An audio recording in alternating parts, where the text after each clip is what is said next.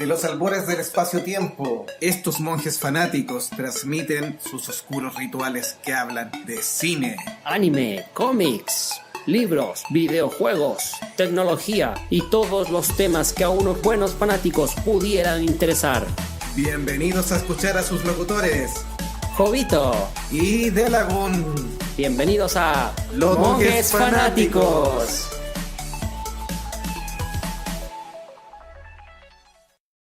Bienvenidos, amigos míos, al episodio número 19, grabado el día 16 de agosto del 2017. Junto a mí, mi querido gran amigo Jovito. ¿Cómo estás, amigo? Hola, amigo Delagun, ¿cómo estás? Estamos en un nuevo episodio de Monjes Fanáticos. El número 19 ya, cumpliendo los casi 20 capítulos. Esperamos que nuestros seguidores que se han incorporado esta semana les haya gustado los episodios anteriores, hayan podido escuchar los primeros ahí que fueron nuestros experimentos para ir buscando identidad y les haya gustado el episodio. ¿Cómo vamos? ¿Qué nos cuentas de nuevo, amigo mío? Hoy día, ¿qué tenemos? Bueno, además de saludar a los amigos en las redes sociales, monjesfanáticos.wordpress.com y en el Twitter de Monjes Fanáticos, también estamos en YouTube y bueno, pueden seguir en Spreaker, donde está también nuestro canal oficial de los monjes. Tenemos en el episodio de hoy día, en el episodio 19, este flash forward de la semana pasada, un vistazo al futuro con las siguientes películas que se vienen para este 2018. Claro, también vamos a seguir con la Fanatic News, nuestra sección ya que se ha instaurado como un verdadero clásico de los monjes fanáticos, y tenemos varias copuchas ahí de cómics, películas y algunos que otros personajecillos que dijeron cositas por ahí. Y luego veremos los estrenos que se vienen, que son Marvel, Los Defensores, próximo estreno en Netflix, y muchas novedades ahí sabrosas también. Partamos de lleno con lo que es nuestro flash forward, como dices tú, amigo mío, de las películas del 2018, ¿te parece? Sí, nos vamos a situar ya en el mes de abril del 2018 con nuestro primer estreno de ese mes, que sería Los New Mutants, que hemos dado algunas noticias. Estaría dirigido por Joss Bond. Es parte de la franquicia de X-Men, digamos, va a salir a la par de X-Men Apocalipsis más o menos, que también se está desarrollando, con un equipo un poco más juvenil, y de donde el director, que es el mismo de Bajo la Misma Estrella, se va a enfocar un poquitito más en el género del terror. Dice que va a emparentar los New Mutants con el género del terror, así que veamos qué experimento sale de ahí. Yo ¿Tú creo que esperas esta película, Delagun? Me llama la atención de que el director haya dicho que no quiere una película de superhéroes clásica, sino que esto de buscar el ámbito del terror es como para darle algo nuevo, aires nuevos al género de los superhéroes. Así que es una fórmula interesante.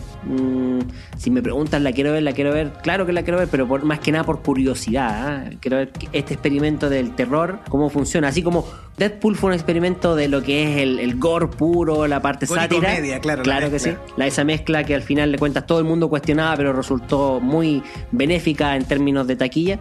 Vamos a ver si este experimento de mutantes y el terror realmente funciona. En el elenco, para recordarlo, amigos, aparece Maisie Williams, Arya de Game of Thrones, en el papel de Wolfsbane, Anya Taylor-Joy, que va a ser Iliana Rasputin o Mágica, que la vimos en La Bruja, y en Fragmentado también, se viene en la secuela también El Hombre de Vidrio. Charlie Heaton, que hace de Cannonball de Stranger Things. Blue Hunt como Mirage, que aparece en el spin-off de Vampire Diaries de Original. Es una actriz que no tiene tanto bagaje. El poder de Mirage es sacar los sustos, los miedos de las personas y hacérselos que los vean y se los reflejen, así que ahí puede ir la conexión mágica que como elección dentro de este equipo de New Mutant. Y Henry Zaga con Sunspot, que aparece en la serie Teen Wolf o 30 Reasons Why. Y había una que estaban coqueteando, que era Rosario Dawson, que es parte del universo de los Defensores, que después lo vamos a ver, pero finalmente se estarían inclinando por, hasta el minuto, Alice Braga, que aparece como la doctora Cecilia Reyes, que aparece en Soy Leyenda y en Depredadores también, en otras películas. Interesante estreno para comenzar el mes de abril. Y pasamos a otro que es extraño, conocido para muchos que jugaron aquel videojuego de los 80, Rampage, con La Roca y Dwayne Johnson como protagonista. Así que, ¿qué nos puedes contar, Jovito? Miren, la parte técnica va a estar dirigido por Brad Paisley, que lo hemos visto ya en Terremoto, La Falla de San Andrés, también con nuestro amigo The Rock ahí, y Viaje 2, ya también con nuestro amigo The Rock. Esta película Rampage fue la que retrasó el Viaje 3, que también se llamaba Viaje de la Tierra a la Luna, con Josh Hartnett también, quedó en pendiente, digamos, porque el director se enfocó en Rampage. Además de Dwayne Johnson, tiene un elenco bastante interesante con Malin Ackerman, John Manganiello y Jeffrey Dean Morgan ahí de The Walking Dead, o el papá Thomas Wayne de Batman v Superman. Este es de un videojuego, como decía el amigo Delagun, y tú, Delagun, ¿nos puedes contar un poquitito de qué trataba el videojuego?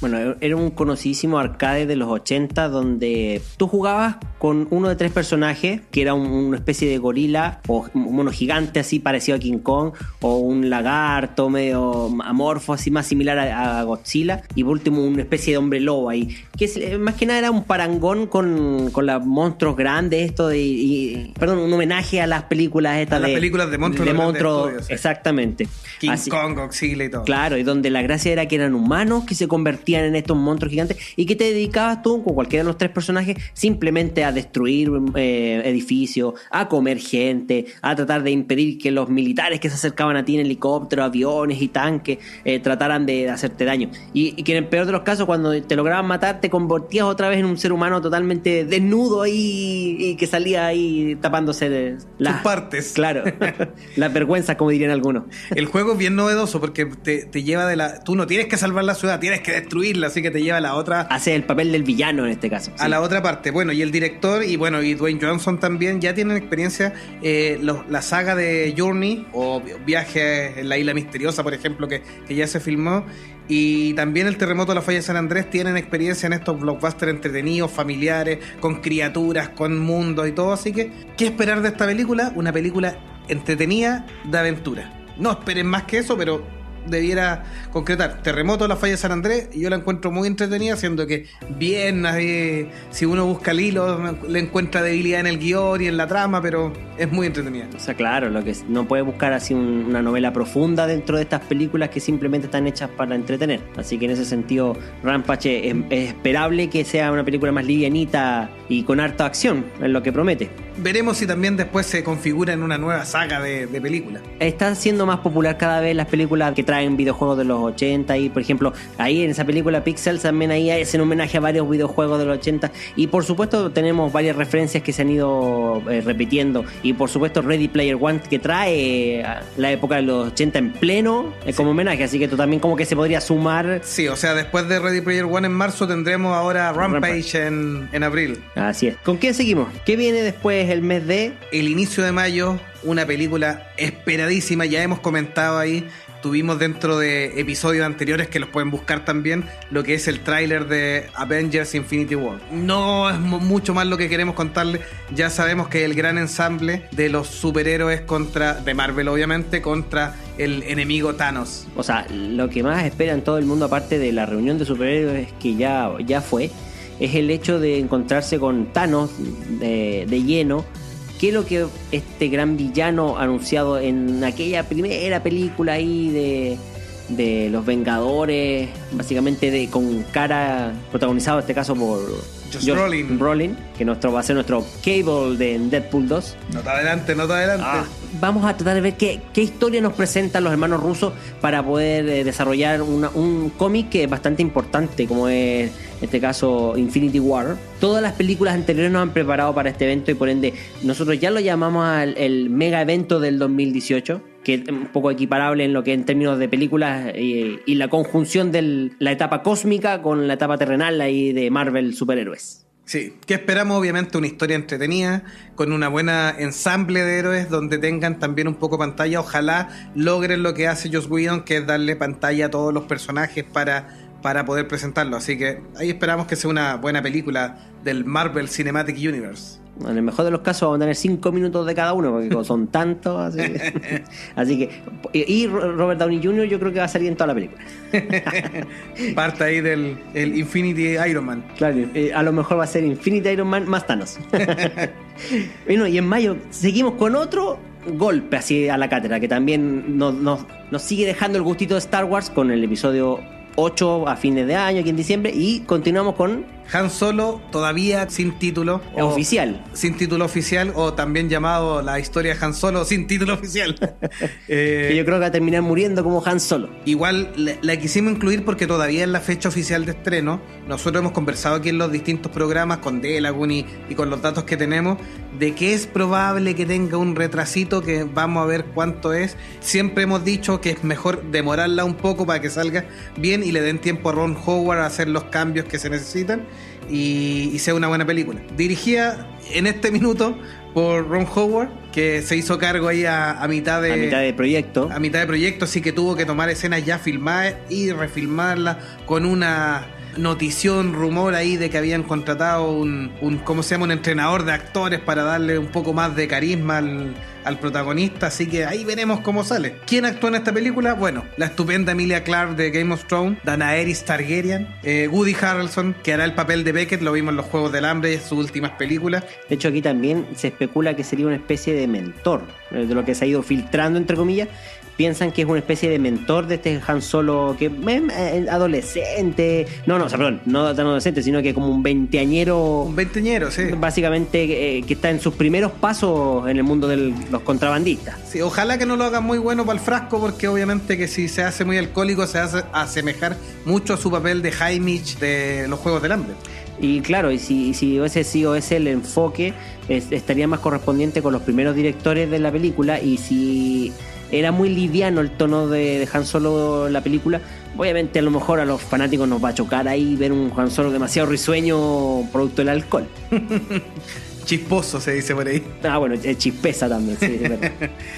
Tandy Newton, que la vimos en la serie Westworld, se roba bastante la película en esta serie. Donald Glover, que ya lo vimos en The Martian. Y ya tenemos imágenes por ahí filtradas en internet de su traje de como Lando Calrissian. Sí, también aparece un poquitito en Spider-Man Homecoming. Lo comentamos ahí, un papel bien cortito. Veremos si a futuro le sacan un poco más de brillo. Se rumoreaba que es el próximo Electro. Así que veremos si le sacan más oportunidades.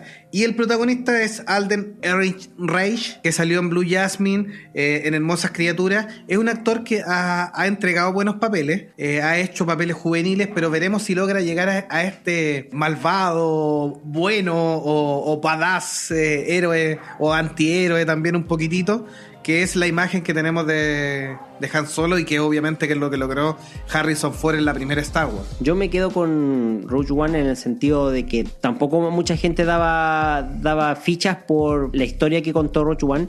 Apostaban a que iba a ser un fiasco en el sentido de que no iba a ser fiel a la trama, no iba a conseguir el canon de la línea de historias de Star Wars, iba a estar muy fuera de foco.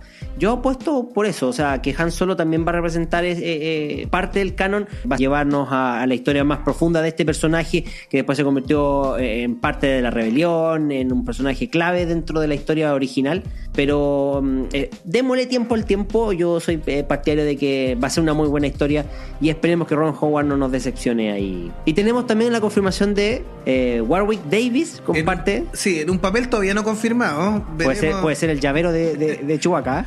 Algún Ewok ahí. También. Veremos. Warwick Davis está muy identificado con la saga de Star Wars y ya está confirmado su participación en esta película, pero en un papel que todavía no está confirmado, así que veremos si resucita algún personaje o es algún personaje nuevo. Así es. Y cierra el reparto Jonas Thomas, que le vamos a hacer ahí un homenaje ahí porque es un actor muy desconocido, porque su primera interpretación es Chewbacca, ¿ya? Y salió en episodio 8 como doble de Chewbacca. Y en episodio 7 también. De hecho, claro, actuaron junto con Peter Mayhew, tomando la posta, porque ya Peter Mayhew, como sabrán muchos, ya tiene creo que 90 años, un poco más, si no me equivoco, el actor. Entonces ya está muy entrado en años como para seguir haciendo el personaje. Y aquí es donde... Hay escenas donde tenía que correr o de más acción, más dinámico, claro. Y que Jonas tomó ahí la posta y que es quien va a ser de Chewbacca joven. Claro, literalmente, mucho más joven. De Baby Chubby. Claro, a lo mejor con un pelito más corto ahí, ¿no? No sabemos cómo va a ser la diferencia entre el joven y el de ahora. Todavía entonces tiene fecha de estreno alrededor del 25 de mayo y veremos si se respeta o si hay una pequeña prórroga. teniendo Infinity Wars también en mayo, es probable que Disney quiera separar un poco las fichas e incluso la tire para julio. Hay un par de rumores ahí que no la correrían hasta diciembre para tratar de demostrar que Ron Howard logró arreglar bien la película y que era solo un bache, pero sí para julio podría ser llamativo el estreno de esta película. No, y recuerden, los fanáticos de Star Wars saben muy bien que mayo es la fecha de estreno habitual de las películas de Star Wars. Por ende, este cambio que se hizo de tirar el episodio 7 a diciembre fue un experimento que resultó muy bien en términos de taquilla, así que por eso las otras películas que siguieron, en este caso Rogue One, también quisieron aprovecharlo. Pero Rogue One tuvo retraso, por eso. De hecho, iba en mayo Sí. y tuvo retraso y la tiraron para diciembre. Parte de los reshots que decían que todo ahí estaba el problema y que finalmente fue una buena película. Sí, lógico. Y por eso ya es que Han Solo debía tomar la posta, recuperar la fecha de mayo como el estreno, obviamente, que es básicamente el verano de Norteamérica. Por eso también es importante la fecha de estreno. Sí, y hay muchas películas que se van arrancando corriendo. Por eso nuestra siguiente película es de un tipo que tiene totalmente su condición de héroe desarrollada, que no le tiene miedo a Star Wars, no le teme a nada. Y si quiere los mata a todos porque es Deadpool. Así que Deadpool 2 para el 1 de junio aproximadamente, muy cerquita de Star Wars. así es. De hecho, ya todavía están en grabaciones. Me atrevo a decir que la producción ahí va a tener que correr un poquito contra el tiempo, dependiendo de cuando terminen de grabar la película. Tuvieron ahí un problema hace poco que lo vamos a comentar. Pero hasta ahora nos han revelado ¿qué cosa? Dominó, sí. una foto impresionante ahí de la actriz. Interpretada por Sassy Betts. Y tenemos también la foto oficial ya de Josh Brolin caracterizando a Nathan Summer, Cable, que va a ser entre comillas el alter ego o el villano. No sé si villano en realidad, ya no sé llamarlo villano qué. Bueno, y está cumpliendo con lo que nos dieron las escenas post-créditos de Deadpool 1, donde termina Deadpool 1 ahí, sale en su bata y dice, ¿qué están haciendo acá? ¿Qué me están esperando? Bueno, ya, a ver, para la próxima tendremos a Cable, sí, con corte militar y armas y brazo biónico. Así que está cumpliendo una promesa Deadpool. De hecho estaba prometiendo Logan por ahí también. No, pero por lo menos Cable sí la dijo en pantalla. Logan No, esa la tiró sutilmente y de hecho le tiró hartos besitos a Hugh Jackman ahí para ver si podían. Sí, hay que considerar que puede ahí haber algún truco que Hugh Jackman nos tenga reservado con Ryan Reynolds. Nunca se sabe. No queremos generar muchas expectativas, pero en una de esas, si pasa, puede decir que lo escuchó primero un monje fanático. Y si no pasa, jamás hemos dicho eso. De hecho, me voy a salir del tema aquí, discúlpame que me salga, pero es que no puedo evitar acordarme. No sé si tú viste una serie de videos de YouTube que hay de cómo debían haber terminado las películas. Sí. Y la versión de Logan transformada en musical me impactó. Por eso te digo, me acordé de eso, ver a Ryan Reynolds que al final interviene, o sea, en este caso Deadpool interviene en ese musical de Logan, donde ya te estaba muriendo y todo, y lo salva con un suero X, ahí se lo lleva. Me suena como perfecta introducción para Deadpool 2. Bueno, ahí veremos qué pasa. Vuelve en el reparto, bueno, Ryan Reynolds como Wade Wilson Deadpool, Morena Baccarin como Vanessa, que estaba el rumor desde la primera película que sería Copycat. Vamos a ver si sigue siendo solo Vanessa o ya la desarrollan como efectivamente Copycat. Brianna Hildebrand, que vuelve como Negasonic Teenage Warhead. Y Stefan Capicius como Colossus, que le pone principalmente la voz. Y se digitaliza. Así que ese es el estreno que tenemos para junio. Bueno, el director es David Leitch. No repite Tim Miller, que después veremos en la Fanatic News en qué está Tim Miller. Tim Miller salió del proyecto por diferencias creativas con Ryan Reynolds, así que... Sí, pero dicen que terminaron en buena línea. Eso sí. Sí, finalmente fue un término amistoso dentro de lo que puede ser un término. Quería el traje morado y el otro le dijo que no. ¿Y qué película nos viene a continuación, así poquitos días después? También en junio ya la alianza Disney-Pixar nos trae Los Increíbles 2. Prácticamente 14 años después de la primera Los Increíbles, que tuvo una muy buena recepción.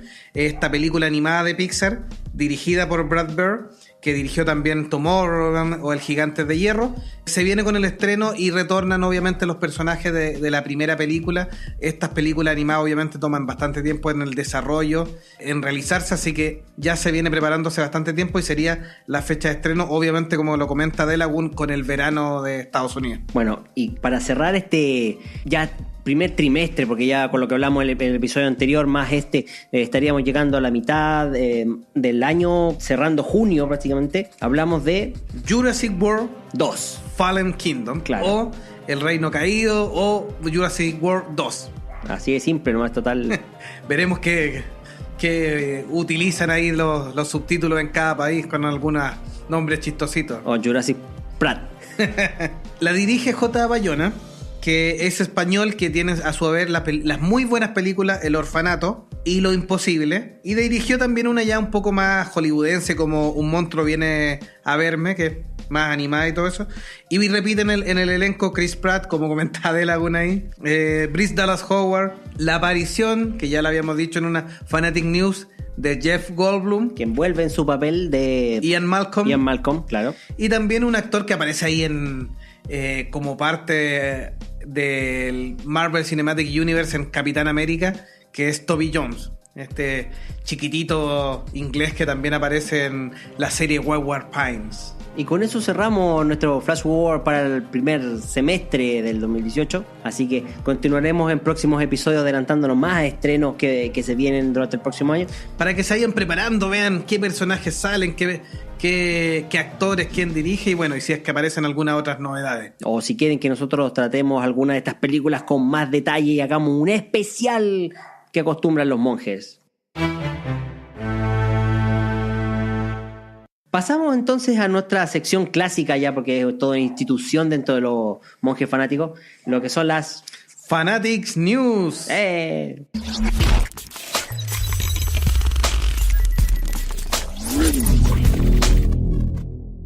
Y la primera Fanatic News, te la cedo a ti, amigo mío. Yo creo que tú te mereces porque tú fuiste el monje que se le ocurrió la idea. O sea, se le cayó la teja y a él se le ocurrió. Se me ocurrió juntar noticias con fanáticos y salieron las Fanatic News. No, está bien. Un acto de coeficiente intelectual elevadísimo. Lo tuvimos una semana en coma, sí, pero bueno. Sí, ahí el esfuerzo neuronal fue altísimo. Tenemos, que la comentábamos en New Mutants, a Anya Taylor-Joy, que estaría cerca del remake de Nosferatu, y con el director Robert Eggers, que hizo La Bruja ya con ella. Esta película, La Bruja, que también tuvo ahí narrando en una familia de la época del siglo XVII, en una parte medio solitario de Estados Unidos, y se encuentran ahí con el demonio mismo, digamos. Y él quiere hacer un remake de Nosferatu, la película clásica, y estaría ya confirmando a Anya Taylor-Joy dentro del elenco, así que ahí se viene como primera novedad a comentarle. Como referencia un poco a Nosferatu. Esa película era una película clásica muda de 1922. Aquí aparece el primer retrato del cine de lo que era el conde Drácula, pero en este caso llamado Nosferatu porque no hacía relación, sí. Pese a que la historia sí estaba basada directamente con el libro de Drácula de Bram Stoker. De hecho, la productora, que era una productora independiente alemana, que fue la que encargó la película, Nosferatu de Morneau. Claro, de Morneau. Fue la única película que hizo, porque después tuvo que declararse en bancarrota, puesto que la viuda de Bram Stoker los demandó por los derechos que nunca tuvieron. Así que fue debut y despedida. Eso como anécdota de la película Nosferatu. Y si hubieran habido Fanatic News en ese minuto y los monjes antiguos que nos legan sus conocimientos hubieran dicho que también en ese minuto había un rumor de que el actor mismo era un vampiro. De hecho, se creó como leyenda urbana eso. Como después, leyenda urbana, sí. Que era un vampiro, y fue parte de las versiones nuevas que han salido de esta película. Y también ahí tenemos el dibujo clásico del vampiro que a mi juicio flaquito, claro, dientes. Un poco pelucón, así con una barbita así bien media, era más pelito choclo que otra cosa.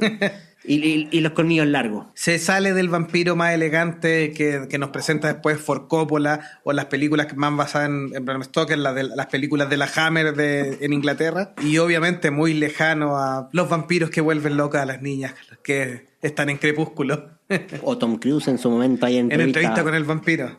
También tuvo su lado vampiresco Tom Cruise. ¿Qué otra novedad tenemos, amigo de Lagún? Pasamos un poquito a la literatura y seguimos con Star Wars. O sea, aquí mezclamos dos mundos.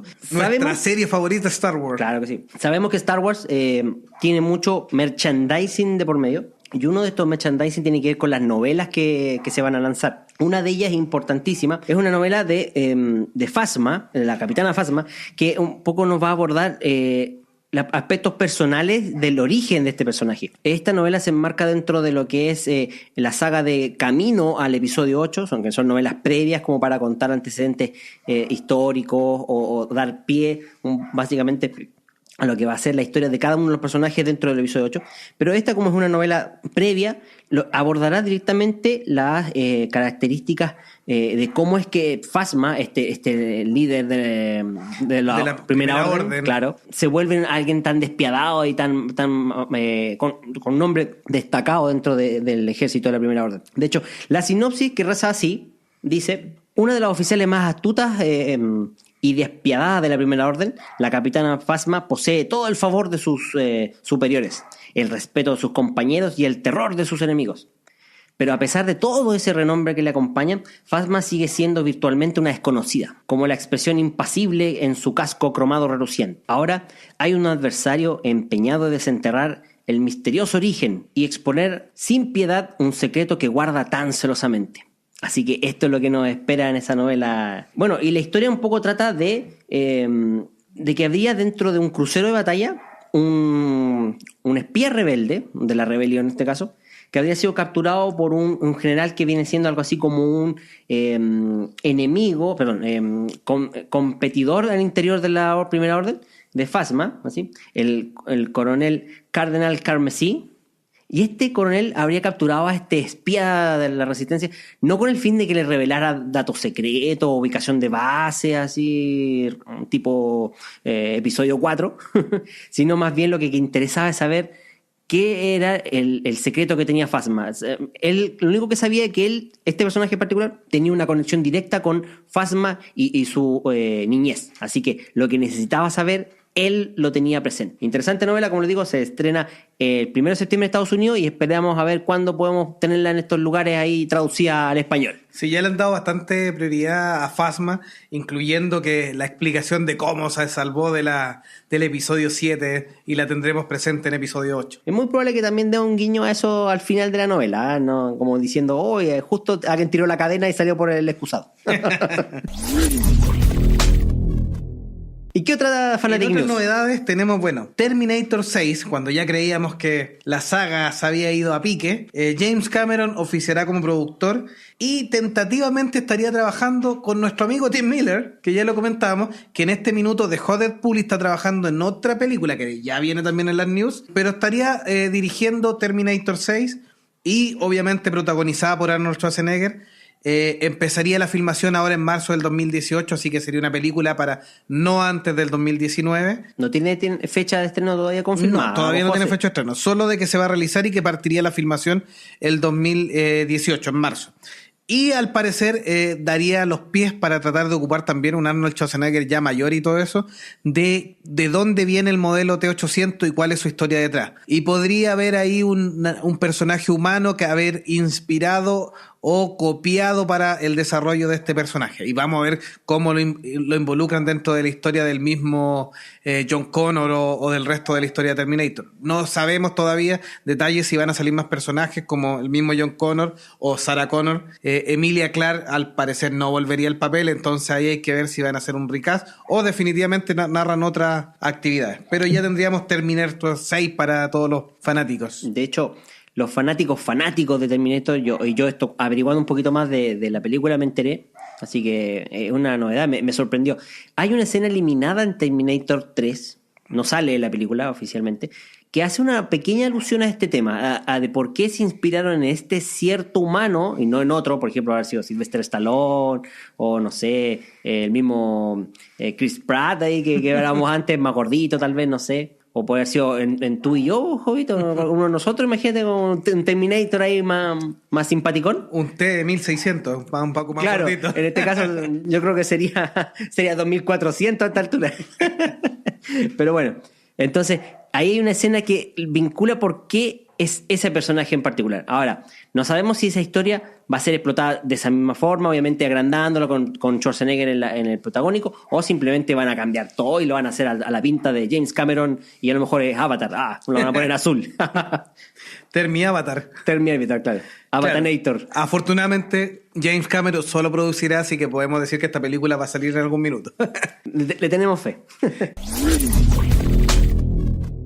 ¿Qué otra news tenemos, amigo Delagun? Vamos al mundo de los cómics, así, para que seamos variados ahí, hablemos de todo un poco en este podcast, así. Esta semana, mejor dicho, hoy, en la fecha que estamos grabando este podcast, salió a la venta ya el primer gran crossover que tiene la saga de Detective Comics, o sea, DC, con su línea Rebirth, Renacimiento, la cual se llama Dark Knights Metal. Esta ya había sido anunciada en la Comic Con de San Diego hace un mes atrás y nos lleva a encarnar una historia de donde Batman termina descubriendo el secreto que ya venía investigando en episodios anteriores, donde sabía que algo magnánimo se estaba tejiendo detrás de las nuevas líneas que estaban sucediendo con los personajes, que, como les digo, partió con Rebirth. Y este crossover tiene que ver con que Batman llega a tal punto de averiguar qué es lo que está pasando que decide dejar el caso ahí. O sea, ¿qué es lo que descubrió Batman que es tan terrible que ni el propio Caballero Oscuro quiere seguir investigando? Es ahí donde entra la Liga de la Justicia. Los creadores, el guionista Scott Snyder y el dibujante Greg Capullo.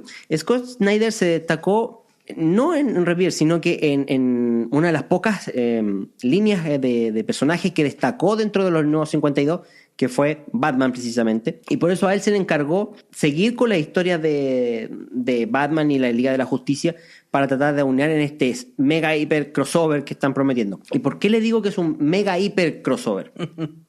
Dark Knights, que no es Knights de caballero, es Knights de noche, noches oscuras se podría traducir, tiene que ver con las historias que relacionan un nuevo, por decirlo así, mundo alterno. O sea, en este caso, la Liga de la Justicia lo que descubre, que fue un poco lo que Batman también llegó a determinar, es que existía un multiverso, pero un multiverso de materia oscura, que es algo súper extraño. O sea, aquí están tomando el concepto de materia oscura, que en realidad hasta ahora es teórico, no se ha podido demostrar a ciencia cierta, pero de que existe, está. Todos los físicos, básicamente, desde el punto de vista teórico, dicen que la materia oscura existiría. Y aquí DC toma la idea de hacer un multiverso de materia oscura, el cual se encarga de llegar al propio y de devorarlo y exterminarlo. ¿Y cómo es que este multiverso se encarga de llegar? Es a través de lo subconsciente. O sea, se toma los subconscientes de los distintos personajes y los modifica a su antojo y su voluntad. Presenta una serie de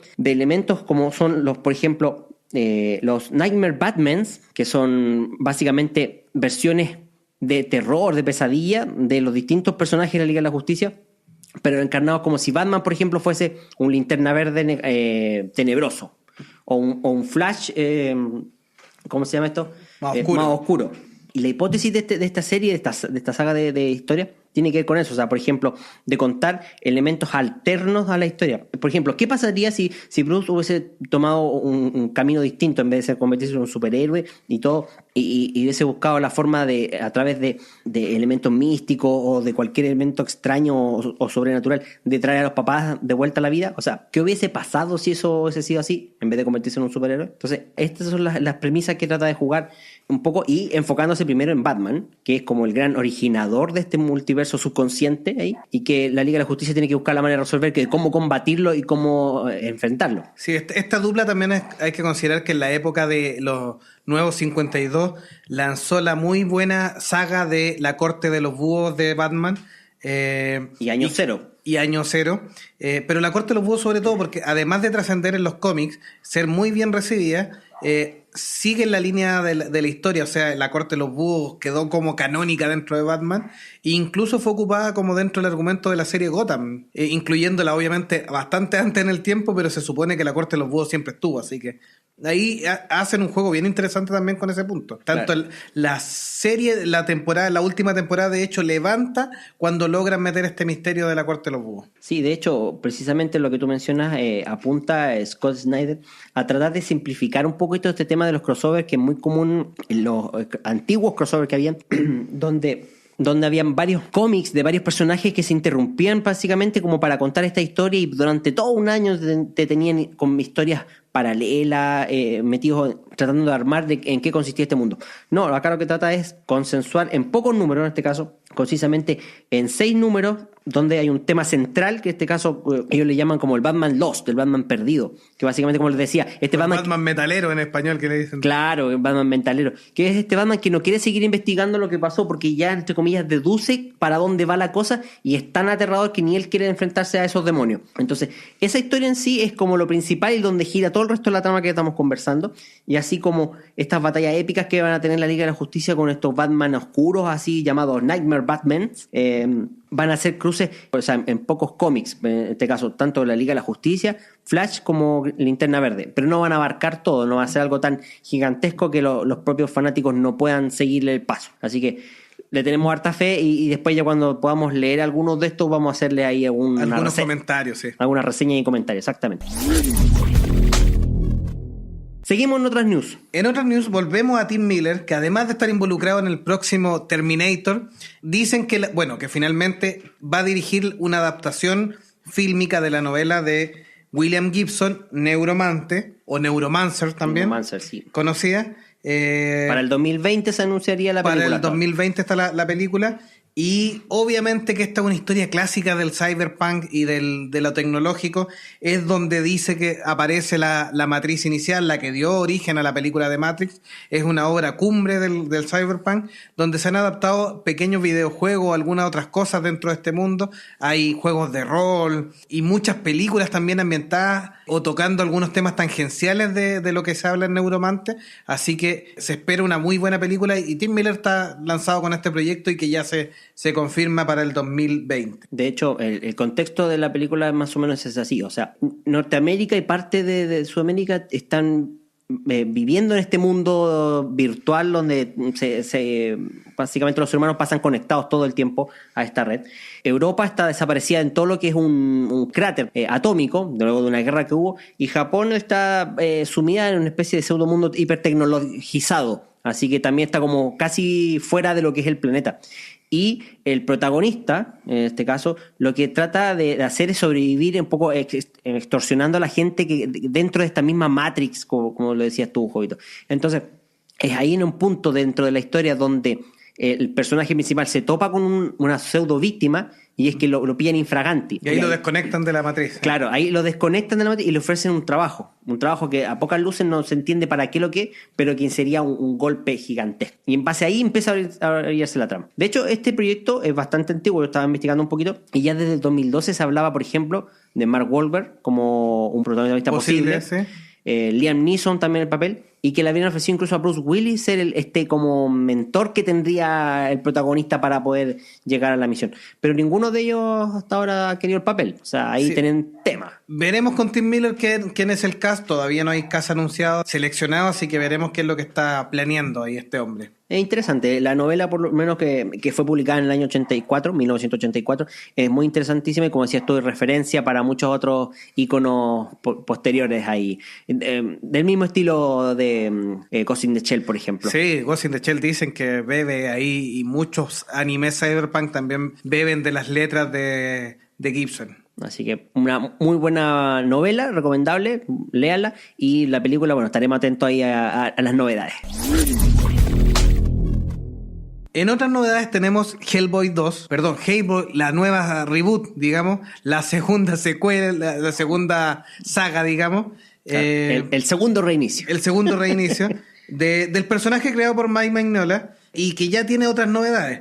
A lo sumado que había comentado de Laguna en episodios anteriores de el personaje de Ian McShane, que era el papá de Hellboy, tenemos la confirmación de la actriz Sacha Lane como Alice Monaghan, quien es una persona que fue raptada por las hadas de Irlanda y que luego vuelve con algunas habilidades debido a que ganó en este rapto, como comunicarse con los muertos o algunas otras cositas que pueden ayudar a nuestro amigo de ahí de la Mano Roja. De hecho, también se confirma que esta agencia de investigación y defensa paranormal también participaría dentro de la película también como una institución como tal, como la vimos en la primera Hellboy también. Sí, los rumores también dicen que aparecería el personaje de Abe Sapien que aparecía en la saga anterior, digamos, antes de reiniciarlo. Y Liz Sherman, que fue clave en la saga anterior, todavía no está confirmado ni que aparezca ni siquiera actriz. Como cameo, claro. Así que al parecer le van a dar más importancia a este personaje de Alice Monaghan, interpretado por esta actriz Sacha Lane. Y también saldría un nuevo personaje que es el mayor Ben Diamond, que tiene la habilidad, que dicen que hay que coqueteó con la muerte, un antiguo militar, que tiene la habilidad que bajo algún estrés extremo se transforma en un Were Jaguar o hombre jaguar, como sería en español. Así que veremos ahí cómo van ensamblando esta historia. Ojalá se vea bastante bien. Ahí ya sabemos ya, por ejemplo, noticias como Mila Jovovich ahí siendo la villana. Sí, el rumor que se ha seguido propagando, pero todavía no tenemos confirmación 100% oficial. No está, pero... Dice en las páginas ahí más que sí que no. Más que sí, no, y en las que son más serias dice ahí rumoreado todavía, así que esperamos para confirmar. Pero ya la actriz Sacha Lane se estaría uniendo al reparto de Hellboy para este próximo año. Y la última Fanatic News que tenemos es un poco haciéndonos eco de las declaraciones de Mark Hamill y Rian Johnson en el Twitter, es que ellos llamaron a la calma y a los fanáticos a que se abstuvieran de toda la avalancha de spoilers que se acercan con la campaña mediática de Disney ante el episodio 8. Lo cual me llama la razón, porque en cierto modo ya en estas últimas 2 semanas hemos tenido una cantidad de filtraciones entre entrevistas del propio Mark Hamill, del propio Rian Johnson. Por ejemplo, Rian Johnson ya dijo que la historia de los papás de Rey, si bien se iba a aparecer en la película, no iba a ser tan importante. O sea, quiso dar detallitos, pero no lo quiso decir. Ahí nos estamos adelantando a la película, así que tratamos de no mirar mucho internet. Lo que diga episodio 8, arrancar ahí a perdernos para que no nos arruinemos también a nosotros mismos la película. Pero no se preocupen, amigos fanáticos, que aunque queremos mucho a Mark Hamill y a Rian Johnson, igual le estaremos pasando algunas news o novedades que puedan salir de episodio 8. Así de hecho, me llamó la atención un spoiler, que en realidad nunca fue spoiler al final. Hace un mes y medio atrás salió una noticia de que en un póster asiático habrían revelado el mayor spoiler del episodio 8, y en realidad la noticia lo único que decía era que había una palabra donde decía la historia más estremecedora jamás contada, y donde esa pequeña frase traducida del japonés ahí en el póster da pie a toda una creación de teorías de cuáles podían ser la trama en torno al episodio 8. O sea, nunca fue spoiler, fue suponer que porque decía la palabra estremecedora podía pasar esto, podía pasar esto otro, podía aparecer ET, podía ser, no sé, Arturito le declarara el amor a Citripio, no sé. Pero lo que ya está claro es que The Last Pork, o sea, digamos que los Porks se van a robar la película. The Pork Revenge. Perdón, no se llama así. Veremos ahí The Last Pork, o sea, The Last Jedi, como viene a fin de año. A fin de año, claro que sí. O un póster que salía en Twitter también ahí, donde salía Mark Hamill con los brazos abiertos, lleno de porks, así. El ejército de los pork clones. Así que bueno. Y esas son nuestras Fanatic News del episodio 19.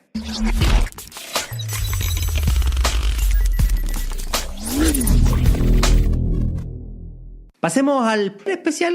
Sí. Entremos de lleno. Esta semana debiera estrenarse el día 18 Marvel The Defenders. Y aquí el amigo Delagun nos va a comentar qué podemos esperar de esta serie, que la están esperando hartos fanáticos, y es el primer crossover televisivo de Marvel. Ya recordemos que ya hemos hablado de la unión y de los crossovers en especiales que tiene el DC en las series de televisión. Pero aquí sería el primer televisivo de Marvel Netflix, y que nos presenta buenos personajes. ¿Qué nos puedes comentar de Lagún? Los defensores de Netflix, para que nos situemos en contexto, se anunciaron el 7 de noviembre del 2013. Ahí fue cuando Disney confirmó que estaban desarrollando esta miniserie, como le llamaron, donde iban a juntar 4 superhéroes que para efectos prácticos no son los defensores del cómic, sino que más bien son personajes de segunda línea, héroes de alquiler, como le llaman, por ahí también. Sí, va mezclando lo que es la saga Héroes de Alquiler con los que tenían los derechos también, y nos conforma esta nueva agrupación, que algunos sí participaban en los defensores del cómic original en alguna de las formaciones. Sí, de hecho, los héroes de alquiler como tal eran solamente Luke Cage y Iron Fist, o sea, Puño de Hierro.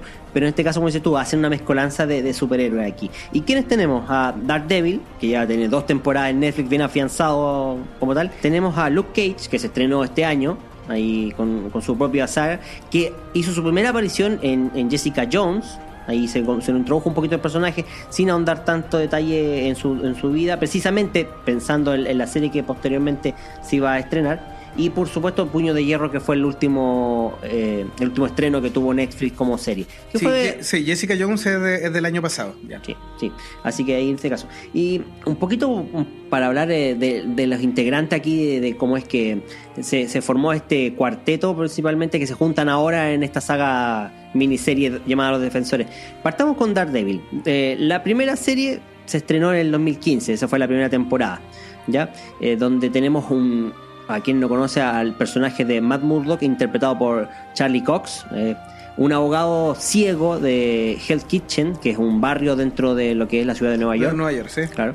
Que suple esta deficiencia de la vista con 4 sentidos, con el resto de sus sentidos aumentados, lo que hace en cierto modo que tenga la posibilidad de desplazarse mucho más ágilmente que cualquier ciego, básicamente, en esas condiciones, y poder, entre comillas, desenvolverse mejor. También fue entrenado para poder explotar de mejor manera esas capacidades, así que en ese sentido es como un humano mucho más entrenado y preparado. El de la primera temporada básicamente tiene relación con la historia del personaje relacionado junto con el villano que tiene la primera temporada, que es Wilson Fisk, que muchos lo conocerán como el Kingpin. Sí, interpretado por Vincent D'Onofrio, el actor, digamos, se apodera bastante del papel, ¿no? Presenta una buena conjunción de lo que es su rivalidad con Daredevil y cómo se encuentra.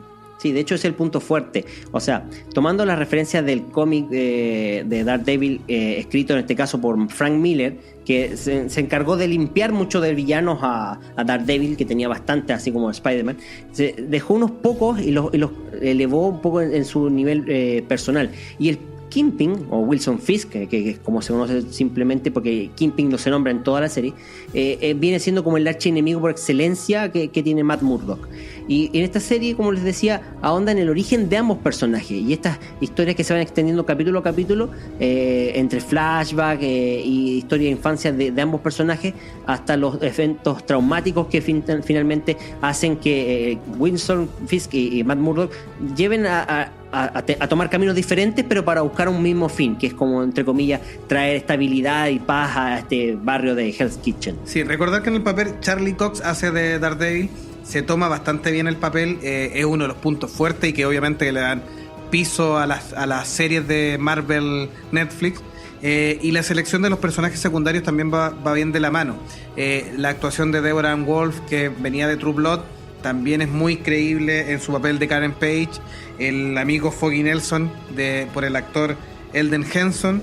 El mismo Kingpin. Aparece también ahí los primeros coqueteos de Rosario Dawson como el nexo de todas estas series. Vamos a ver que ese personaje es bastante importante, como Claire Temple. Y aparece también ahí rememorando Stick, que es el mentor que nombraba Delagun, interpretado por el actor Scott Glenn, que es quien le enseña más desde jovencito a ocupar sus habilidades, supliendo lo que le faltaba. Claro, luego en el 2016 ya tenemos una segunda temporada donde tenemos a un Matt Murdock más consagrado, básicamente introducido en su propio papel de vigilante y creyendo que las cosas mediante el método que él usa de ser un superhéroe iban a funcionar mucho mejor, cuando en realidad esto ya como que en realidad está trayendo una ola de violencia y una espiral imparable. O sea, tenemos a Wilson Fisk ya en la cárcel a raíz de todo lo que pasó en la primera temporada, y mientras tanto ellos tratan de mantenerse a flote junto Murdock junto a Nelson, a Foggy Nelson, su mejor amigo, tratando de mantener ese staff de abogados ahí a flote en plena ciudad. Y sin embargo, ya Daredevil era un personaje que estaba reconocido en el barrio, que como vigilante ya tenía su renombre. Y sin embargo, el diablo de Hell's Kitchen. Claro que sí. De hecho, esto sirve como pie para que empezaran a aparecer imitadores. Y dentro de estos imitadores hay uno que destaca por su brutalidad y su nivel alto de violencia, que es precisamente Frank Castle, que todos los fanáticos lo conocen como The Punisher. El Punisher, sí. El castigador. Interpretado por el actor Jon Bernthal. Sí. Que en realidad es un tipo que busca justicia, pero en este caso usando medios mucho más extremos ahí.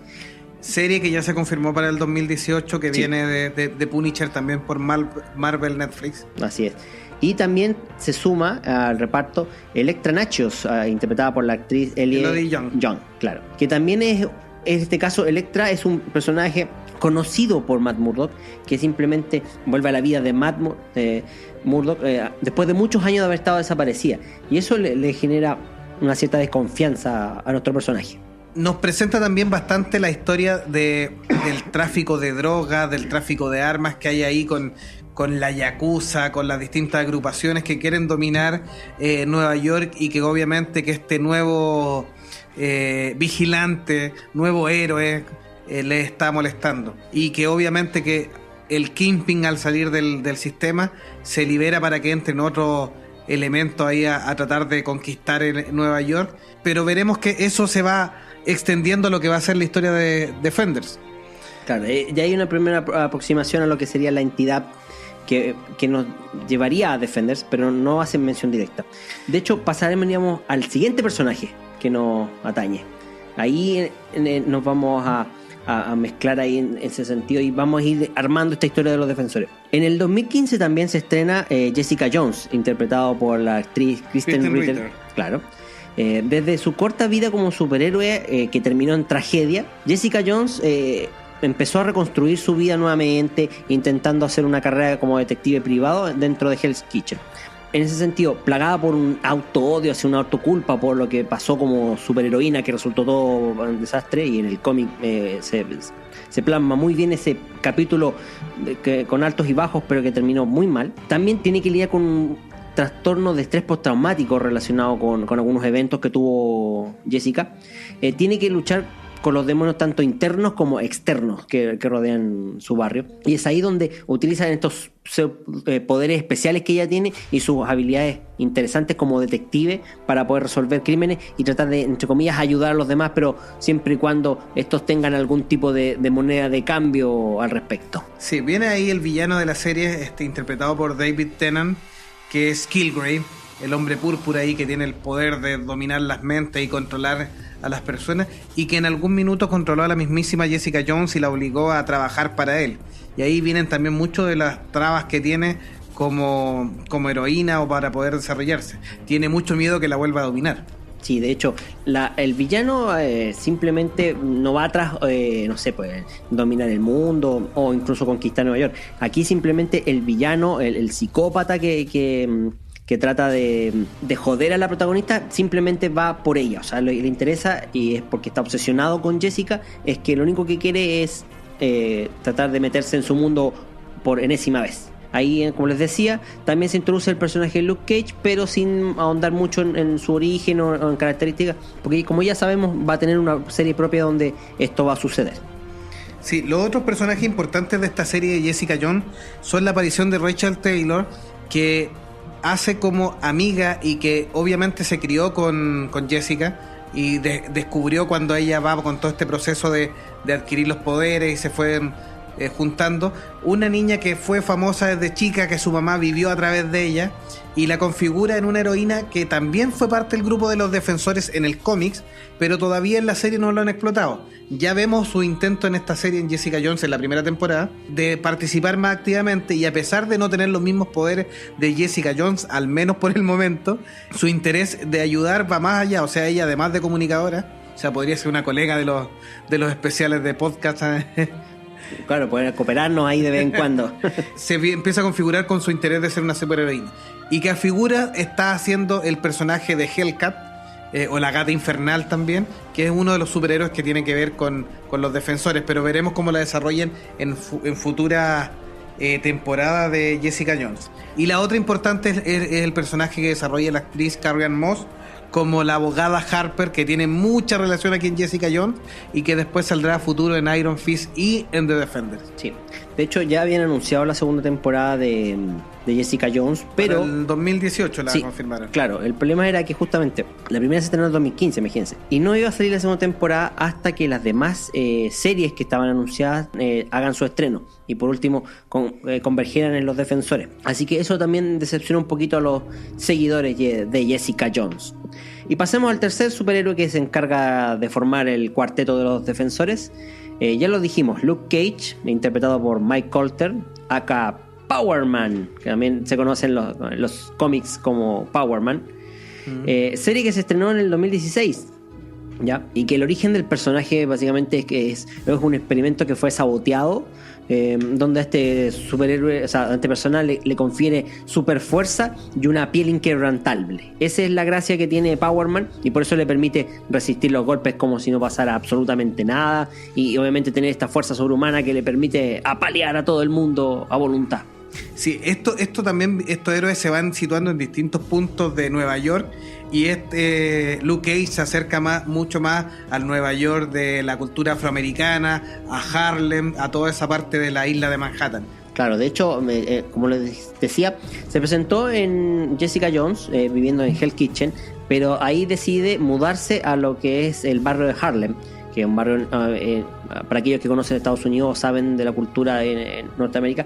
El barrio Harlem es un barrio típico de carácter negro, afroamericano. Por ende, ahí es donde, como dice usted, amigo mío Jovito, le toca enfrentarse a su pasado y dar una lucha por lo que es el corazón de la ciudad, tratando de enfrentarse a este tipo de villano que pertenece Luke Cage, que viene siendo Colonel Cottonmouth Stokes, que es el dueño de un localcillo ahí donde nuestro amigo Luke Cage termina lavando plata. Así que sí, está en mucha relación con la mafia, con el tráfico de armas, y está muy relacionado también con una política que está metida ahí dentro de los políticos de Nueva York. Entonces ahí las garras del poder y la corrupción han llegado hasta ese punto, donde ella recibe dinero y les da favores a estos mafiosos para mantener la comunidad también bajo control. Claro, al principio Luke Cage trata de pasar desapercibido, de estar bajo perfil, pero debido a que pronto estas diferencias y luchas de bandas le tocan directamente a él y a sus allegados, es que Luke Cage decide participar de lleno e intrometerse en las actividades de los mafiosos dentro de Hell's Kitchen. Y esta serie destaca por traer a la mesa el tema de las diferencias raciales en Estados Unidos, que es un tema fuerte. Incluso ahora último hemos tenido algunos percances ahí viéndolo a través de Twitter y las redes sociales. Y el tema racial siempre ha sido un tema candente dentro de la ideología de los Estados Unidos. Por ende, así como tenemos estas personalidades medias irreverentes, locas, que podían darse en otros personajes, Luke Cage es un personaje más serio, más frentón, que aborda este tema, yo creo que en demasía, por lo que he visto en los comentarios, un poquito en demasía el tema de lo que es la parte de las diferencias raciales. Sí, haciendo un pequeño resumen de la serie también, en uno de los episodios le hace un homenaje a esta ropa estrafalaria medio onda disco con el cintillo, y le hace un homenaje muy bien colocado y muy sobrio y muy preciso a la vestimenta antigua de Luke Cage, que obviamente que no pega en esta época. No, claro que sí, la vestimenta setentera. Sí, Cottonmouth está interpretado por Mahershala Ali, que ganó un Oscar por Moonlight, así que es un actor que viene con los bonos bien en alza. Y que lo podemos ver en otra serie importantísima de Netflix, que es House of Cards, como Remy Dalton, que era el primer asesor que tuvo ahí nuestro presidente, Frank Underwood, y que después pasó a una entidad privada y, entre comillas, prestando apoyo económico y ciertas influencias a los políticos. Así que también la presencia importante del personaje Mystic Knight, interpretado por Simone Missick, que va a ser importante y también debiera salir de Defender. Es parte de los posibles héroes que podrían respaldar a esta línea de 4 principales que está hablando de Lagoon. Y obviamente que la presencia de Claire Temple, Rosario Dawson, donde incluso aparece con su mamá, interpretado por la actriz Sonia Braga, que tiene un pequeño café y trabaja en un café ahí en la zona del Harlem, y va ya configurando más la unión de Claire Temple, que va saliendo en toda esta serie. Y nuestro último personaje, el más jovencito del grupo y el que se estrenó solo hace pocos meses atrás, en marzo, Iron Fist o Puño de Hierro. En este caso, Danny Rand, el personaje interpretado por el actor Finn Jones, es un joven que está dotado por increíbles habilidades en artes marciales y una fuerza mística, que es la que se conoce como el Puño de Hierro. La historia de Danny básicamente tiene parangones con otros personajes, sobre todo ahí en el lado de DC, pero no lo vamos a decir para no arruinar el tema. En este caso, Danny Rand es un heredero de una inmensa fortuna que desapareció junto a sus padres hace 15 años atrás. Este personaje vuelve a la vida en Nueva York intentando recuperar su fortuna y su nombre. Así que es ahí donde toma por sorpresa a los que eran los mejores amigos de su infancia, que se hicieron cargo de las empresas Rand, que son Joy y Ward Mitchum, interpretados por Jessica Strom y Tom Pelfrey.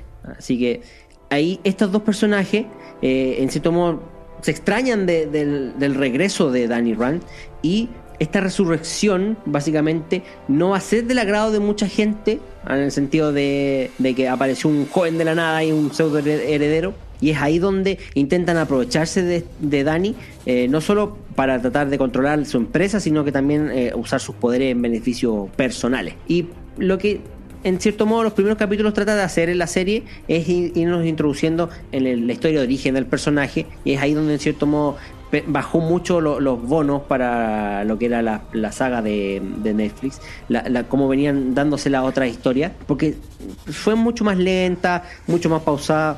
Dice, a ver, es la considerada más baja de las dos, entre las dos temporadas de Daredevil, Jessica Jones y Luke Cage. Se concentran mucho en el tema de la recuperación de la fortuna de Rand, y deja mucho la parte económica y del conflicto con la empresa, más que en configurarlo a él como un héroe, o los conflictos de cómo se preparó para hacer el Iron Fist. Eso dicen que afecta mucho en la narrativa de esta serie. Claro, es que creo que toma como 6 o 7 episodios más o menos donde trata de esa temática, y recién en la segunda parte entra de lleno al conflicto más actual de la serie. Ahí, un poco para explicar a aquellos que no hayan visto la serie, como les decía, Danny en este accidente estuvo 15 años perdido en una ciudad llamada Kunlun, en donde estaban, ¿cómo se llama esto? En el Tíbet.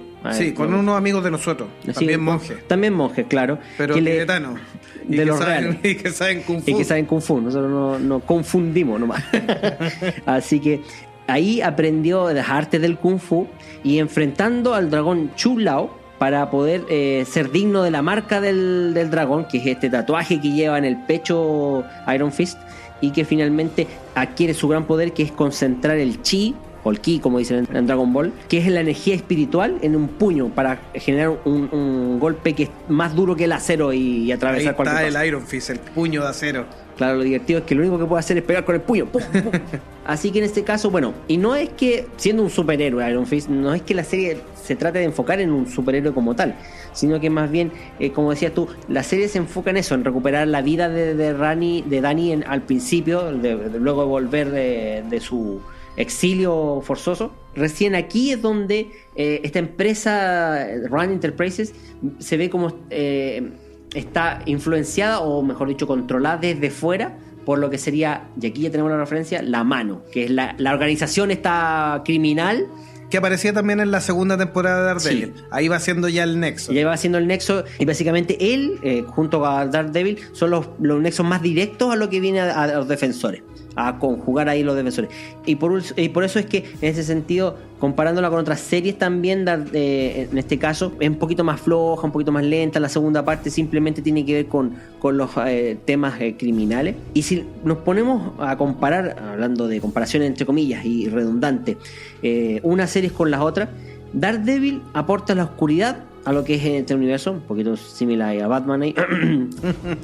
Jessica Jones es como el toque cómico, pero a la vez irreverente, así, esa mujer ahí un poco distante.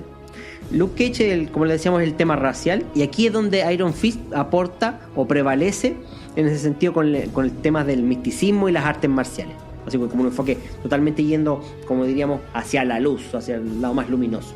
En otros personajes que también aparecen en Iron Fist tenemos el personaje de Colin Wings, que tiene un dojo ahí donde le enseña un poco de kendo y a defenderse, interpretado por la actriz Jessica Henwick, y donde ahí Danny Rand conoce también al personaje de Rosario Dawson, a Claire Temple, porque obviamente que después de haber pasado muchos inconvenientes por culpa de Daredevil, haberse involucrado también con Jessica Jones y tener que directamente apoyar a Luke Cage con su herida y complicaciones, y ser...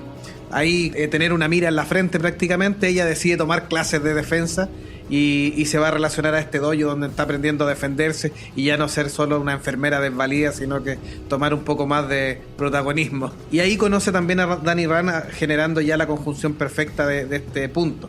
La abogada de Jessica Jones, interpretada por Carrie-Anne Moss, también aparece, sí. Y es quien ayuda a Dani Rand a recuperar su lugar en la industria Rand. Y es finalmente los hechos y acontecimientos de la primera temporada de Iron Fist, más lo que pasa al final de la segunda temporada de Daredevil, lo que nos lleva a entre comillas, conjunción de superhéroes. O sea, el punto es donde Daredevil, Matt Murdock, va a investigar dentro de Nueva York un edificio, un extraño agujero que se produce por alguna razón misteriosa. Y ahí es donde se encuentra por casualidad con los otros 3 defensores.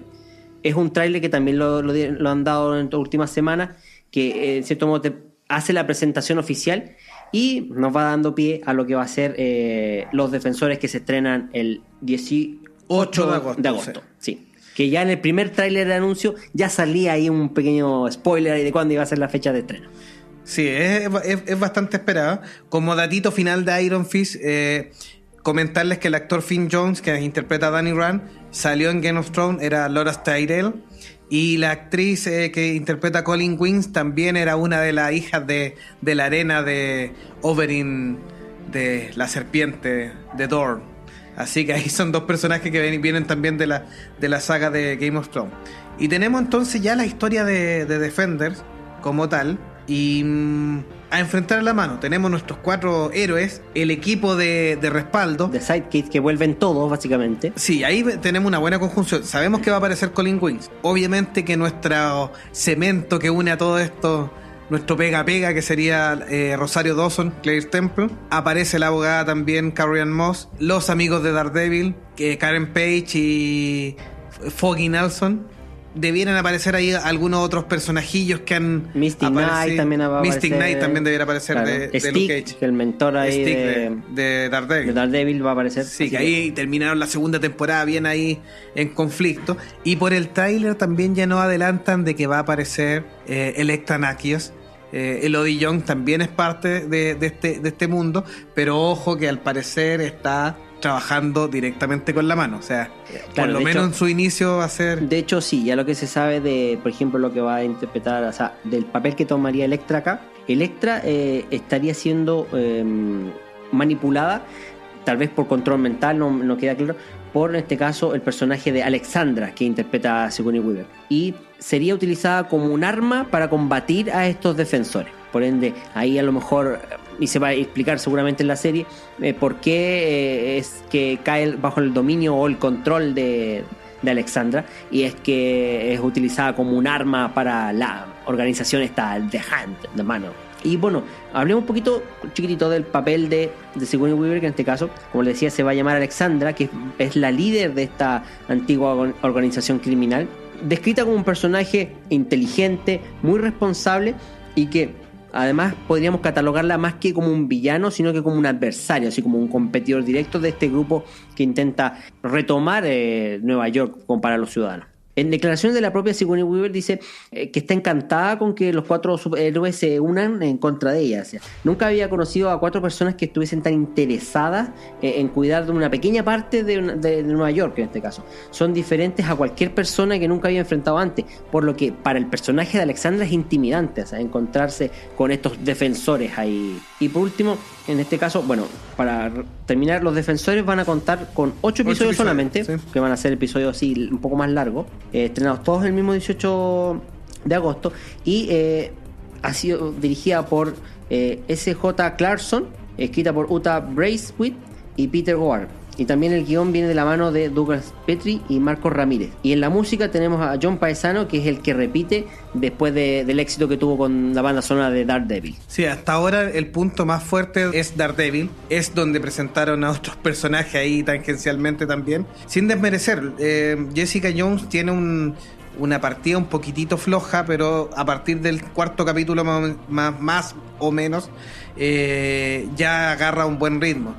Luke Cage tiene mucho de la cultura afroamericana. De repente en otras latitudes que no son Estados Unidos no es tan valorada, pero tenía elementos muy rescatables. Quienes están un poco más imbuidos en lo que es la cultura, la música, la forma de desarrollarse, el Harlem antiguo, encontraron que la serie está muy bien hecha.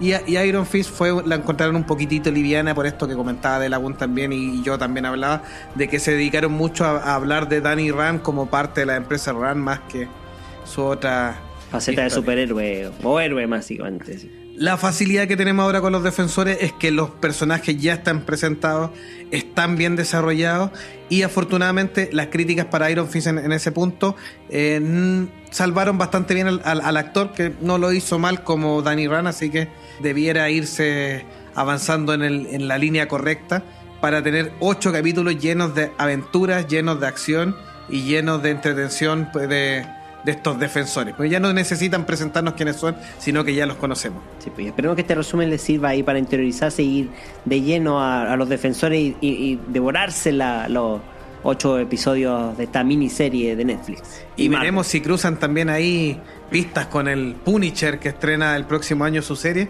pero puede que salga ahí algún guiño, alguna escenita, o de plano alguna acción principal dentro de todo. Sería interesante. Además, recuerden que ya igual hay menciones dentro de las otras series, pero de que este universo está metido dentro del universo de los Vengadores, o sea, es parte del Marvel Cinematic Universe, pese a que no trata directamente con los superhéroes como el Capitán América, Thor o los demás, pero sí se sabe que está dentro del mismo universo. Por ende, alguna vez podríamos llegar a ver un pequeño cameo, por ejemplo, algo parecido a lo que pasó con Spider-Man Homecoming ahí y ciertos personajes que aparecieron de refilón. Aquí podrían aparecer, pero no se sabe cuándo va a llegar a eso.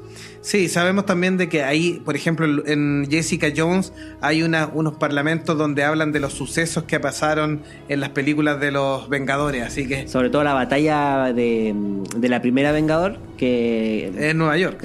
Que fue en Nueva York, claro. Ahí habla de las repercusiones que tuvo esa batalla en la ciudad. Y por eso también que de repente los superhéroes están ahí... mal visto, entre comillas. O que sirven, pero algunos creen que hacen mucho daño también y que atraen estos conflictos. El chileno Marco Salor también sabemos que salen 2 capítulos, veremos cuál es su participación, si al menos mostrará su rostro, saldrá vestido como un ninja de la mano o algún personaje. Si salen 2 capítulos debe tener algún grado de importancia, al menos el pobre recibirá, ojalá que le peguen los 4.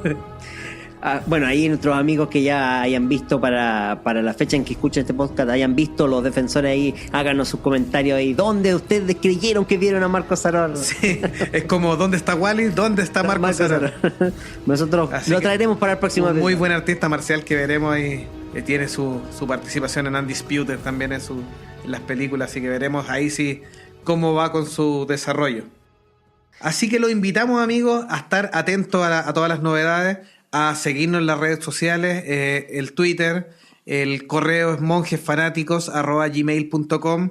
Está también el canal de YouTube, que lo pueden buscar como Monjes Fanáticos, quien quiera reproducir los programas. Claro, no quiera bajarse el programa, sino que simplemente escucharlo, lo puede hacer a través de YouTube. Y para los amigos que nos escuchan desde distintos países también, México, España, Argentina, Ecuador, así que les mandamos un abrazo a todos, que se pongan al día y que vayan siguiendo nuestros programas y se entretengan tanto como nosotros. Sí, las redes sociales y nuestro enlace a YouTube estarán en las notas de este podcast, así que los invitamos a revisar ahí la parte de texto que tiene nuestro programa con los detalles del capítulo, y los esperamos en una próxima oportunidad, ya saben, en su celular, en su oficina, en su auto, acompañándonos con noticias y siendo parte de su día a día. Bienvenidos a Monjes Fanáticos y mucho gusto por haber estado con nuestro programa. Hasta pronto. Hasta el próximo programa. Chao. Chao, chao.